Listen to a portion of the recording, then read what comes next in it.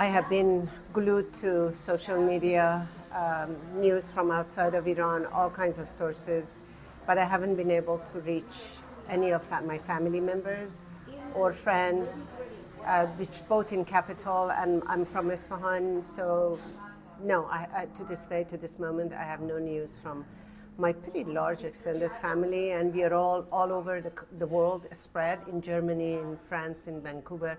So we're all calling each other, any news, and no one has any news. But my heart goes out to my people. I think in every conversation that we have, we should not forget the central object, the central point, which in this case is human suffering. And the fact that I live here, I'm privileged enough to have a business to sort of make a life here, does not allow me to have a voice about their lives, because they have been suffering for the last 44 years in terms of brutal economic sanction, and previous that, 8 years of war and terrible dictatorship within the country and all the external factors that to this day brought Iran to this point. A young man, boy, 15 years old, who was a son of my dear friend, suddenly passed away.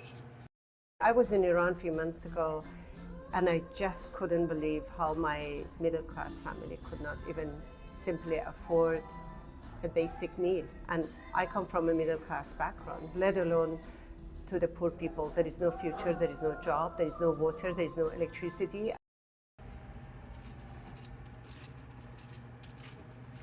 So in his honor, we basically make this bread, and we give 10%, whatever we sell from the total process, we give the donation to an organization in East New York.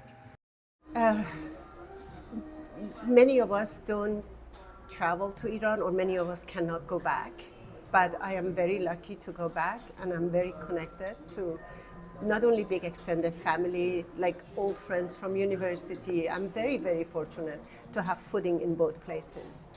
And for me, it's incredibly emotional to witness the destruction of my country through the 12 days of war, and now like buildings burning, massacres is happening, body bags on the floor.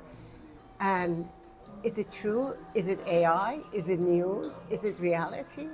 And to this moment that we speak, I have no news of my family. But I think it's very simplistic to just think about my suffering.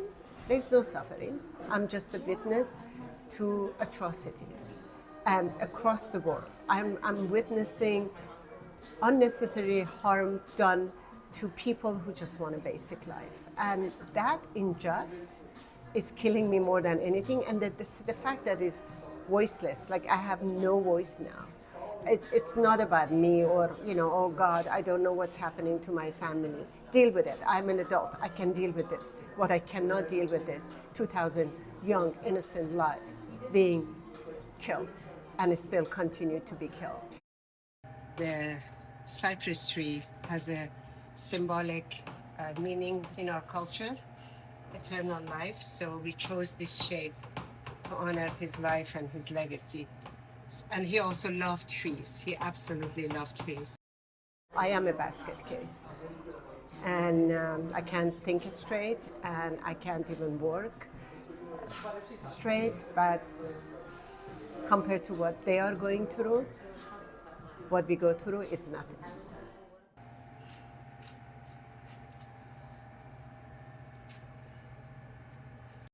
I came to US 1983 after the universities in Iran were shut down for 2.5 years back then for cultural revolution. And once I gave up of my career path, which I had chosen to become a judge, I decided to leave because there was no options for me left. I ended up coming here as a student, and like any foreigners who lands in a foreign country, I did all kinds of odd jobs. I wasn't even a nanny in some Iranian homes. I did anything I could to survive. Money couldn't come from home. So fast forward 5, 6 years of that. I slowly finished my degrees, got married, managed to get a green card, opened businesses, had family, kids, loss, life. That was that took about 40 plus years. During these 40 plus years, I did all kinds of jobs that I could to provide for me and my family and live well.